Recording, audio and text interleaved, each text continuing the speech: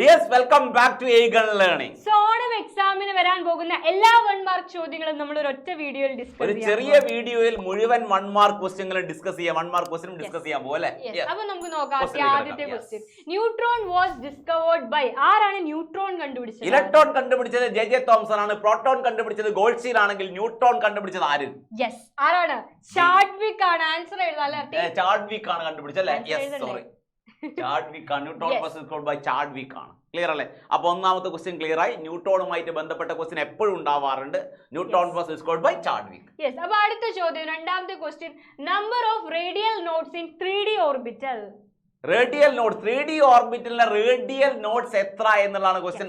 Radial nodes കാണാനുള്ള equation n - l - 1 ആണ്. അപ്പോൾ 3D എന്ന് പറയുമ്പോൾ n എത്രയാണ്? RT 3 n 3 ആണ് അല്ലേ? n 3D യിൽ n 3 ആണ്. യെസ്. ആൻഡ് l വാല്യൂ എത്രയാണ്? SPD.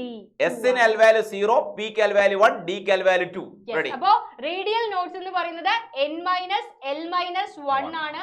അപ്പോൾ എത്രയാണ്? R3 3 - 2 - 1 ആണ്. That is equal to 0 radial nodes ആണ് അല്ലേ? ഓക്കേ. യെസ്. ആംഗുലർ നോഡ്സ് ആണെങ്കിൽ l വാല്യൂ തന്നെ എഴുതിയാൽ മതി.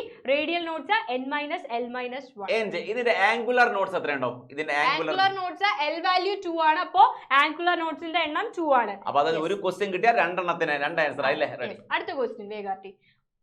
Which of the following orbital has highest energy? രണ്ട് ഓർബിറ്റൽ തന്നിട്ടുണ്ട്.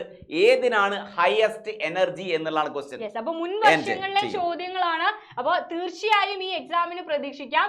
4s ഉം 3D യുമാണ്. എന്താണ് ട്രിക്ക് ആർട്ടി? എനർജി കാണാനുള്ള ഇക്വേഷൻ ആണ് n + l വാല്യൂ നോക്കിയാൽ മതി അല്ലേ? യെസ്. ഇത് 4s ന്റെ 4 എഴുതുക. s ന്റെ l വാല്യൂ എന്ന് പറയുന്നത് 0 ആണ്. സോ 4 + 0 4 ആണ്. ആൻഡ് 3D എന്ന് പറയുമ്പോൾ 3 എഴുതുക. പ്ലസ് d യുടെ l വാല്യൂ 2 ആണ്. അപ്പോൾ 3 + 2 5 ആണ്. 5 ആണ് ഗ്രേറ്റർ വാല്യൂ. സോ എനർജി കൂടുതൽ 3D ഓർബിറ്റൽ. 5ന്റെ ഓർബിറ്റൽ 5ന്റെ ഓണർ 3D ആണല്ലേ? അപ്പോൾ 3D ഓർബിറ്റൽ എനർജി കൂടുതലാണ് ആരെക്കാളും? 4sനേക്കാളും. അപ്പോൾ നിങ്ങൾ ജസ്റ്റ് n + l വാല്യൂ എടുത്തു നോക്കുക. ആർക്കാണ് n + l വാല്യൂ കൂടുതൽ അയാൾക്കായിരിക്കും എനർജി ഹൈ. യെസ്, അട്ടി വേഗം. Yes, next question. Ready. Represent the orbital with n = 1 and l = 0. ഇത് ആർട്ടി ചെയ്തോ? n 1 ഉം l 0 ഉം ആയിട്ടുള്ള ഓർബിറ്റൽ ഏത് എന്നുള്ളതാണ്. n 1 ആണെങ്കിൽ 1 എഴുതുക. l 0 ആണെങ്കിൽ ഏതാ? s ആണ്. 1s ഓർബിറ്റൽ ആണ്. n 1 ഉം l 1 ഉം ആയിരുന്നെങ്കിലോ? n 1 ഉം l 1 ഉം ആണെങ്കിൽ ഇല്ല. കാരണം n 1 ആണെങ്കിൽ l എന്തായിരിക്കണം? n നേക്കാൾ ഒന്ന് കുറവായിരിക്കണം. ക്ലിയർ അല്ലേ? 1p ആണ്. അങ്ങനെ ഒരു ഓർബിറ്റൽ പോസിബിൾ അല്ല. യെസ്. അടുത്ത question. What is the maximum number of electron that can be accommodated in 2pz orbital? ഒരു ഓർബിറ്റലിൽ അക്കോമഡേറ്റ് ചെയ്യാൻ പറ്റുന്ന മാക്സിമം നമ്പർ ഓഫ് ഇലക്ട്രോൺ എത്രയാ എന്നാണ് ക്വസ്റ്റ്യൻ. പറയൂ. Maximum number of electron in orbital. ഇതാണ് p സബ്ഷെൽ. p സബ്ഷെലിന്റെ 3 ഓർബിറ്റൽസ് ആണ്. ഓരോ ഓർബിറ്റലിലും എത്ര ഇലക്ട്രോൺ ആണ്? 2 ഇലക്ട്രോൺ. ഒരു ഓർബിറ്റലിൽ കൊള്ളാവുന്ന മാക്സിമം നമ്പർ ഓഫ് ഇലക്ട്രോൺ എത്ര? 2 ആണെന്ന് അറിയാം.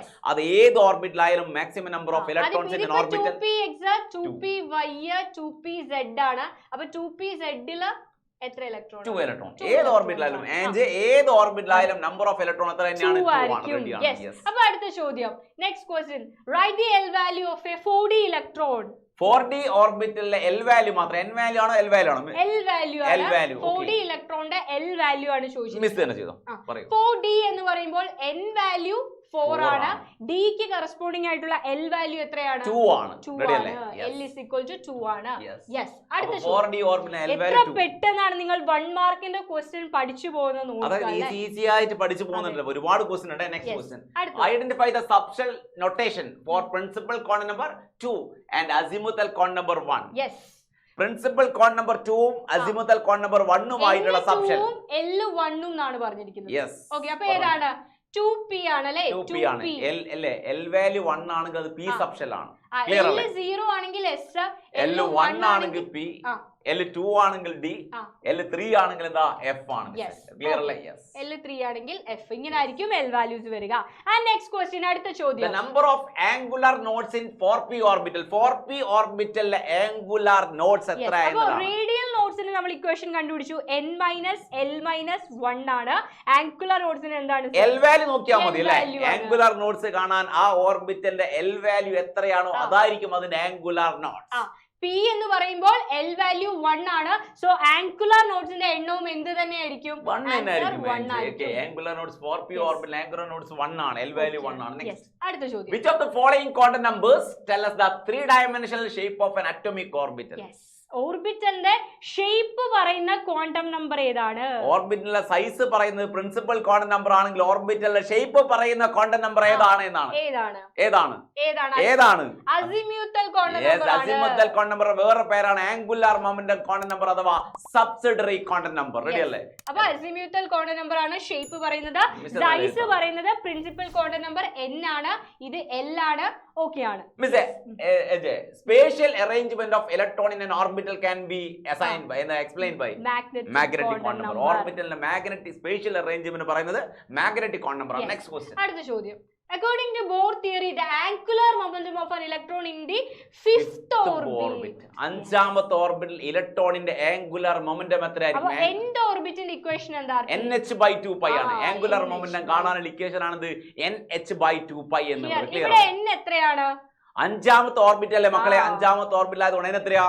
n 5 ആണ്. അപ്പോൾ 5h/2π ആണ്. അപ്പോൾ nh എന്ന് പറയുമ്പോൾ ഇവിടെ 5h ആണ്. 5h/2π ആണ്. അപ്പോൾ 5/2 എന്ന് പറയുന്നത് 2.5 ആണ്. h/π ആണ് ആൻസർ. റെഡി അല്ലേ? റെഡി അല്ലേ? യെസ്. അപ്പോൾ ഫസ്റ്റ് ആൻസർ A ആണ്. അടുത്ത number of radial nodes in 4p orbital. Again radial nodes ആണ്. റിപ്പീറ്റ് ചെയ്തു വന്ന ക്വസ്റ്റ്യൻ ആണ്. അവിടെ കൂടി ചെയ്തോ? മിസ് ചെയ്യൂലേ? 4p ഞാൻ ചെയ്യണോ? 4p ഓർബിറ്റിൽ 4p ഓർബിറ്റിലെ ഏതാ? 4p ഓർബിറ്റിലാണ്. n വാല്യൂ 4 ആണ്. n വാല്യൂ 4 ആണ്. L വാല്യൂ 1 ആണ്. n മൈനസ് L മൈനസ് 1 ആണ് radial nodes. n value 4 minus -1 that is equal to 2. Yes. അപ്പോൾ 2 ആണ് ആംഗുലർ നോഡ്സ്. ഓക്കേ അല്ലേ? സോറി റേഡിയൽ നോഡ്സ് അല്ല. Radial nodes. Angular nodes L value ആണ്. Radial nodes n minus L minus 1 ആണ്. Ready അല്ലേ? Miss okay അല്ലേ? Ready അല്ലേ? Ready ആണ് സർ. അടുത്തത് how many unpaired electrons are present in Ni2 plus cation ആണ്? അത് Ni2 plus അയോണിലെ Ni2 plus അയോണിലെ number of unpaired electrons valence ഇല്ലാതെ നിൽക്കുന്നത്. അപ്പോൾ നിക്കലിന്റെ അറ്റോമിക് നമ്പർ എന്ന് പറയുന്നത് 28 ആണ്. അപ്പോൾ ഇലക്ട്രോണിക് കോൺഫിഗറേഷൻ എങ്ങനെയാണ്? 3d8 4s2 ആണ് നിക്കലിന്റെ കോൺഫിഗറേഷൻ. 3d8 ഈസി ആയിട്ട് ആദ്യം കാണുന്ന 2 ഇലക്ട്രോൺസ് 4s ലായിരിക്കും. പിന്നത്തെ 8 ഇലക്ട്രോൺസ് 3d യിലായിരിക്കും. അപ്പൊ 3d8 4s2 ആണ്. അപ്പൊ നിക്കൽ 2+ എന്ന് പറയുമ്പോൾ എന്താണ്? നിക്കൽ 2+ എന്ന് പറയുമ്പോൾ 2 ഇലക്ട്രോൺസ് ഇല്ല. 2 ഇലക്ട്രോൺസ് 4s ൽ നിന്നാണ് പോകുക. So 3d8. അടുത്ത പേജ് ഉണ്ടോ? ഇല്ല, പേജില്ല. അപ്പൊ 3d8 ആണ് വരുന്നത്. 3d8ന്റെ കോൺഫിഗറേഷൻ എങ്ങനെയാണ് വരിക? 3d8 നിങ്ങൾ എങ്ങനെയായിരിക്കും വരയ്ക്കുക? ഡിക്ക് 5 ഓർബിറ്റൽ ആണ്. സോ ഡി വരയ്ക്കുക 1 2 3 4 5. ഇനി 5 ഇലക്ട്രോൺസിനെ എങ്ങനെ അസൈൻ ചെയ്യുക? ആദ്യം ഓരോ ഇലക്ട്രോൺസ് വീതം ഓരോ ഓർബിറ്റലിൽ. അപ്പൊ 5 ഇലക്ട്രോൺസ് ആയി. 6 7 8. അപ്പൊ അങ്ങനെ ഫിൽ ചെയ്തു. ആൻഡ് പെയർ ഇല്ലാത്ത 2 ഇലക്ട്രോൺസ് ആണ്. അപ്പൊ അൺപെയ്ഡ് ഇലക്ട്രോൺസിന്റെ എണ്ണം 2 ആണ്. Number of unpaired electron in Ni2 plus is 2 അല്ലേ? ചില കുട്ടികളില്ല 4s ൽ നിന്ന് ഇലക്ട്രോൺ കളയുന്നതിന് പകരം 3d യിൽ നിന്ന് ഇലക്ട്രോൺ റിമൂവ് ചെയ്യും. ലാസ്റ്റ് ഷെൽ 4s ആണ്. 4 എന്നാണ് പോവുക. 2 ഇലക്ട്രോൺ അവസാനത്തെ ഷെല്ലിൽ നിന്നാണ് ഇലക്ട്രോൺ റിമൂവ് ചെയ്യുക. അപ്പൊ 2 ഇലക്ട്രോൺ പോകുന്നതിനാൽ 4s ന്ന് 2 ഇലക്ട്രോൺ പോയി. ക്ലിയർ അല്ലേ? ഓക്കേ ആണ്. അടുത്തത് number of unpaired electron in 1s2 2s2 2p3. Yes. 2p3 ലെ അൺപെയ്ഡ് ഇലക്ട്രോൺ. അപ്പൊ 2p വരച്ചോ? 2p വരച്ചാ മതി അല്ലേ? 2p3 ആണല്ലേ കോൺഫിഗറേഷൻ. 2p ക്ക് 3 ഓർബിറ്റലാണ്. p ക്ക് 3 ഓർബിറ്റൽസേ ഉള്ളൂ. പക്ഷേ d ക്ക് നമ്മൾ 5 കോളംസ് വരച്ചു. p ക്ക് 3 എണ്ണാണുള്ളത്. അപ്പൊ 3 ഇലക്ട്രോൺ. 2p3 ൽ 3 അൺപെയ്ഡ് ഇലക്ട്രോൺ ആണ്. ക്ലിയർ അല്ലേ? Next. Yes, the maximum number of atomic orbital associated with the principal quantum number 5 is. Yes. അപ്പോൾ അറ്റോമിക് ഓർബിറ്റൽസിന്റെ എണ്ണം കണ്ടുപിടിക്കാനുള്ള ഇക്വേഷൻ എന്താണ്? അതായത് പ്രിൻസിപ്പൽ ക്വാണ്ടം നമ്പർ അറിയാമെങ്കിൽ അതിനുള്ളിൽ അറ്റോമിക് ഓർബിറ്റലിന്റെ എണ്ണം കണ്ടുപിടിക്കാനുള്ള ഇക്വേഷൻ ആണ് n². Here n is equal to 5. So n² എന്ന് പറയുന്നത് 5 ന്റെ സ്ക്വയർ ആണ്, which is equal to 25. അതായത് ഓർബിറ്റ്, ഒരു ഓർബിറ്റ് തന്നാൽ അതിനുള്ളിൽ എത്ര ഓർബിറ്റൽസ് ഉണ്ട് എന്ന് പറയാൻ, നമ്പർ ഓഫ് ഓർബിറ്റൽ പറയാൻ n² ചെയ്താൽ മതി എന്നാ പറയുന്നത്. 5² is equal to 25. കിട്ടിയില്ലേ? ഓക്കേ. അപ്പോൾ n വാല്യൂ തന്നാൽ അതിന്റെ സ്ക്വയർ എടുക്കുക. Next one is the correct order of increasing energy of atomic orbital. ഇതെല്ലാവർക്കും ഈസി ആയിട്ട് atomic orbital increasing energy ഏതൊക്കെ മിസ് പറഞ്ഞോ? Okay. 3s 3p 4s 3d 4p correct ആണോ? കറക്റ്റ് ആണോ? 3s 3p 4s 3d 4p. 3d അല്ല 4s ആണ് വരുന്നത്. 4s കഴിഞ്ഞ് 3d പിന്നെ 3d കഴിഞ്ഞ് 3D ready കഴിഞ്ഞ 4p 3D കഴിഞ്ഞ് 4p ആണ്. ഇത് കറക്റ്റ് ആണ്. 3s 3p 4s ഇവിടെ 3d 3D യും 4s ഉം വന്നു. ഇത് തെറ്റാണ്. ആദ്യം 4sനാണ് എനർജി കുറവ്. ഇവിടെ 3p കഴിഞ്ഞ് 4s 4pക്ക് ശേഷമാണ് 3d. ഡൗട്ട് ഉണ്ടെങ്കിൽ നിങ്ങൾ ഇങ്ങനെ ചെയ്ത് നോക്കിയാൽ മതി. 4p എടുക്കുക, 3d എടുക്കുക, n+l ചെയ്ത് നോക്കുക. 4+1 5 ആണ്. ഇവിടെ 3+2 5 ആണ് അല്ലെ? രണ്ടും 5 ആണ്. 5 വന്നാൽ രണ്ടുപേരും n+l വാല്യൂ സെയിം ആയി വന്നാൽ ആർക്കാണ് ലോവസ്റ്റ് എനർജി ഉള്ളത് അയാൾ അല്ലെ ലോവസ്റ്റ് n വാല്യൂ ഉള്ളത് അയാൾക്കാണ് എനർജി കുറവ്. അപ്പൊ ഇവിടെ രണ്ടുപേർക്കും 5 വന്നപ്പോൾ ആരുടെ n വാല്യൂ ആണ് കൂടുതൽ നോക്കുക. ഇവിടെ 4ഉം ഇവിടെ 3ഉം ആണ് n വാല്യൂ. അപ്പൊ 4നാണ് n വാല്യൂ കൂടുതൽ. അപ്പൊ എനർജി കൂടുതൽ 4pക്കാണ്. അതായത് n വാല്യൂ കുറവ് ആർക്കാണോ അയാൾക്ക് എനർജി കുറവായിരിക്കും. n വാല്യൂ കൂടുതൽ ആർക്കാണോ അയാൾക്ക് എനർജി കൂടുതലായിരിക്കും. ഇത് എപ്പോഴാണ് മിസ് രണ്ടുപേർക്കും സെയിം n+l വാല്യൂ വരുമ്പോഴാണ്. അല്ലെങ്കിൽ നിങ്ങൾ ആ n+l വാല്യൂന്റെ നോക്കിയാൽ മതി. Yes. Compare the energies of two radiation, E1 with a wavelength 800 nanometer and E2 with a wavelength 400 nanometer. Clear അല്ലേ? അപ്പോൾ ചെയ്യട്ടെ. അപ്പോൾ രണ്ടുപേരുടെ wavelength കൊടുത്തിട്ടുണ്ട്. എനർജി wavelength റേഡിയേഷനും കാണാൻ ഇക്വേഷൻ E1 hc/λ1 ആണ്. hc/λ1 രണ്ട് എനർജിയും രണ്ട് wavelength ഉണ്ട്. അപ്പോൾ ആദ്യത്തെ എനർജിക്ക് നമ്മൾ E1 എന്നും ആദ്യത്തെ wavelengthന് λ1 എന്നും കൊടുത്തു. ആൻഡ് സെക്കൻഡ് എനർജിക്ക് ET എന്നും സെക്കൻഡ് wavelengthന് λ2 എന്നും കൊടുത്തു. E1/E2 നമുക്ക് ചെയ്തു നോക്കാം. E1/E2 hc/λ1 അല്ലേ? ഇനി നേരെ ഇൻവേഴ്സ് മൾട്ടിപ്ലൈ λ2/hc അല്ലേ? അപ്പോൾ hcയും hcയും കൂടി ക്യാൻസൽ ആയി. E1/E2 എന്ന് പറയുന്നത് λ2/λ1 ആയി. അത് E1/E2 E2 is λ2/λ1 ready. Yes. That is equal to λ2 എത്ര മിസ്? λ2 എന്ന് പറയുന്നത് 400, λ1 എന്ന് പറയുന്നത് 800. That is 1/2 അല്ലേ? 1/2 ക്ലിയർ ആണ്. അപ്പോൾ E1/E2 എന്ന് പറയുന്നത് 1/2 ആണ്. അങ്ങനാണെങ്കിൽ E1 എത്രയായിരിക്കും അല്ല E2 എത്രയായിരിക്കും? 2E1 ആയിരിക്കും. ക്രോസ് മൾട്ടിപ്ലൈ ചെയ്യാം. അത് ഇങ്ങനെ മൾട്ടിപ്ലൈ ചെയ്താൽ മതി. അല്ല റെഡി അല്ലേ? ഓക്കേ ആണ്. അപ്പോൾ E2 എന്ന് പറയുന്നത് 2E1 ആണ്. E2 2E1 കാണാമോ അവർക്ക്? ready E2 2E1. ഓക്കേ അല്ലേ? E1 ന്റെ ഇക്വേഷൻ എഴുതി, E2 ന്റെ ഇക്വേഷൻ എഴുതി. ഈ ഇക്വേഷൻ വെച്ച് ഡിവൈഡ് ചെയ്തു. hc/λ1 divided by hc/λ2. hcയും hcയും ക്യാൻസൽ ആയി λ2/λ1 ചെയ്തു. ക്ലിയർ അല്ലേ?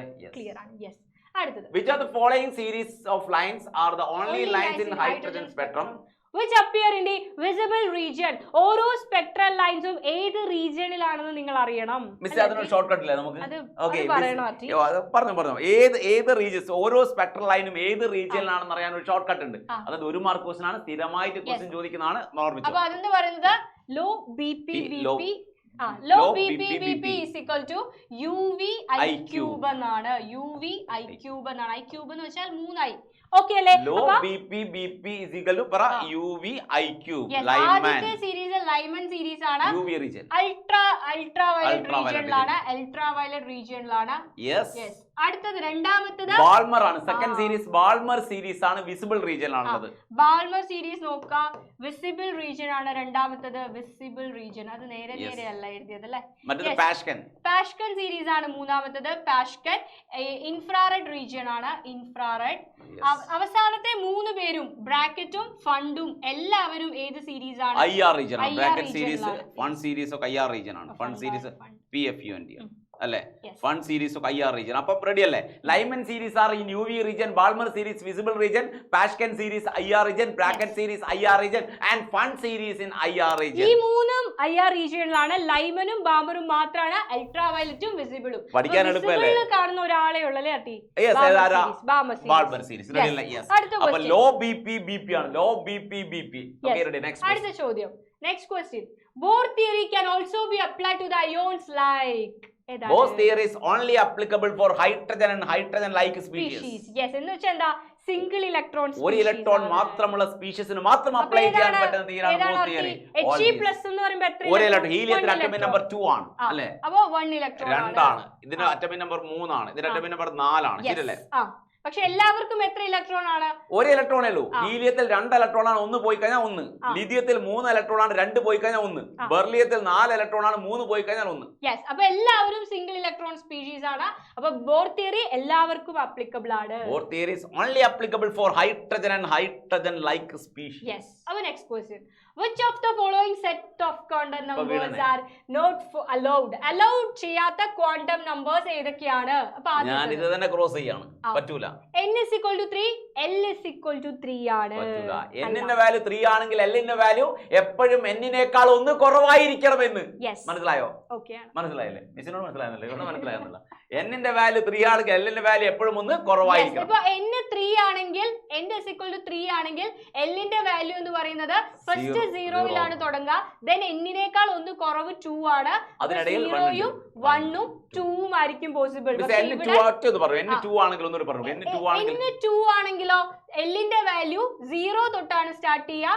n നേക്കാൾ 1 കുറവെന്ന് പറയുന്നത് 1 ആണ്. അതിനിടയിൽ വേറെ വാല്യൂസ് ഒന്നുമില്ല, 1 മാത്രമാണ് പോസിബിൾ. 0 ൽ തുടങ്ങുക, n നേക്കാൾ 1 കുറവ്, 0 to n minus l ആണ്.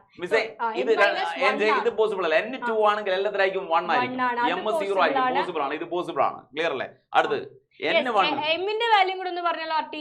അതായത് l ന്റെ വാല്യൂ 0 ആണെങ്കിൽ m ന്റെ വാല്യൂ എന്ത് തന്നെ ആയിരിക്കും? 0 തന്നെ ആയിരിക്കും. പക്ഷെ l ന്റെ വാല്യൂ 1 ആണെങ്കിൽ l ന്റെ വാല്യൂ 1 ആണെങ്കിൽ m ന്റെ വാല്യൂ -1 മുതൽ +1 വരെയുള്ള എല്ലാ നമ്പേഴ്സും കാണും. അപ്പൊ -1 0 +1 ഇത്രയും ആയിരിക്കും l ന്റെ പോസിബിൾ വാല്യൂസ്. രണ്ട് l ന്റെ വാല്യൂ 2 ആണെങ്കിലോ -2 മുതൽ +2 വരെയുള്ള എല്ലാ വാല്യൂസും പോസിബിൾ ആയിരിക്കും. -2 -1 0 1 2 എല്ലാം പോസിബിൾ ആയിരിക്കും. ഓക്കെ അല്ലേ? യെസ്. അപ്പൊ n1 l0 m0 s plus. അപ്പൊ ഇത് ഓക്കെ അല്ലേ? ഇനി n0 l0 m0 n0 possible അല്ല. n ന്റെ വാല്യൂ ഒരിക്കലും എന്താവാൻ പാടില്ല, 0 ആവാൻ പാടില്ല. 1 2 3 4 n വാല്യൂ 1 2 3 4 ആയിരിക്കണം. ക്ലിയർ അല്ലേ? ഇതൊക്കെ അലൗഡ് അല്ലേ? n1 l0 m0 s plus ആവും, n2 l1 m0 s minus ആവും. റെഡി ആണ്? ഓക്കെ ആണ്? ഓക്കെ, നെക്സ്റ്റ് പോ. Okay, yes, next one, write the n and l values of a 4D. അത് നമ്മൾ പറഞ്ഞു, റിപ്പീറ്റ് ചെയ്തു വന്ന ക്വസ്റ്റ്യൻ ആണ്. Yes, represent the orbital with quantum numbers n is equal to 5 and l is equal to 3. പെട്ടെന്ന് എഴുതാം. n 5 l അല്ല 5f df l ന് 3 ആണ് f വാല്യൂ. ഓൾറെഡി ആണ്. അടുത്ത പ്രിൻസിപ്പൽ ക്വാണ്ടം നമ്പർ 1 ആണ്, അസിമ്യൂട്ടൽ ക്വാണ്ടം നമ്പർ 0 ആണ്. പെട്ടെന്ന് പറഞ്ഞു ആർട്ടി. 1s 1s. അടുത്തത് 2p. അടുത്തത് 3D. Yes. Okay, ഇത് s ന് കറസ്പോണ്ടിങ് ആണ്, ഇത് p ക്ക് കറസ്പോണ്ടിങ് ആണ്, d ക്ക് കറസ്പോണ്ടിങ് ആണ്. പക്ഷേ ഇങ്ങനെ 2D ഇങ്ങനെ എഴുതണ്ട. യെസ്, അത് n വാല്യൂ എന്ന് കരുതി. യെസ്, ലാസ്റ്റ് ക്വസ്റ്റ്യൻ ആണ്, identify the correct electronic configuration of copper from the following and give reason for your answer. Yes, കോപ്പറിന്റെ കറക്റ്റ് ഇലക്ട്രോണിക് കോൺഫിഗറേഷൻ. ക്രോമിയത്തിനും കോപ്പറിനും സ്പെഷ്യൽ കോൺഫിഗറേഷൻ ആണ്. ക്രോമിയത്തിന് ഹാഫ് ഫിൽഡ് കോൺഫിഗറേഷൻ ആണെങ്കിൽ കോപ്പറിന് ഫുൾ ഫിൽഡ് കോൺഫിഗറേഷൻ ആണ്. ഇതാണ് correct ആയിട്ടുള്ളത്. കോപ്പറിന് 3D10 ആണ്. 3D10 D5 ഉം D10 ഉം എന്താണ്? സ്റ്റേബിൾ കോൺഫിഗറേഷൻ ആണ്. അപ്പൊ സ്റ്റേബിൾ കോൺഫിഗറേഷന് വേണ്ടിയിട്ടാണ് കോപ്പറിന് D10 കോൺഫിഗറേഷൻ, ക്രോമിയത്തിന് D5. Element with fulfilled configuration and half filled configuration is highly stable. ഡിയിൽ 10 വരികയോ ഡിയിൽ 5 വരികയോ ചെയ്താൽ ആ എലമെന്റ് ഹൈലി സ്റ്റേബിൾ ആയിരിക്കും. ക്ലിയർ അല്ലേ? അപ്പൊ നമ്മൾ 20 ക്വസ്റ്റ്യൻ ക്ലിയർ ചെയ്തു അല്ലേ? വളരെ കുറഞ്ഞ സമയം കൊണ്ട് 1 മാർക്കിന്റെ 20 ക്വസ്റ്റ്യൻ ക്ലിയർ ചെയ്തു. മക്കൾ മനസ്സിലാക്കേണ്ടത് ഈ ക്വസ്റ്റ്യൻ മതി. നിങ്ങൾ ഓണം എക്സാമിന് പോകുന്ന സമയത്ത് ഈ 1 മാർക്ക് ക്വസ്റ്റ്യൻ, 1 മാർക്ക് കൂടാതെ 2 മാർക്ക് ക്വസ്റ്റ്യൻസുമായിട്ട് വരുന്നതായിരിക്കും നെക്സ്റ്റ് വീഡിയോ 2 മാർക്ക് ക്വസ്റ്റ്യനുമായിട്ട് വരും. റെഡി അല്ലേ? അപ്പം ഓക്കെ, ബൈ. Thank you.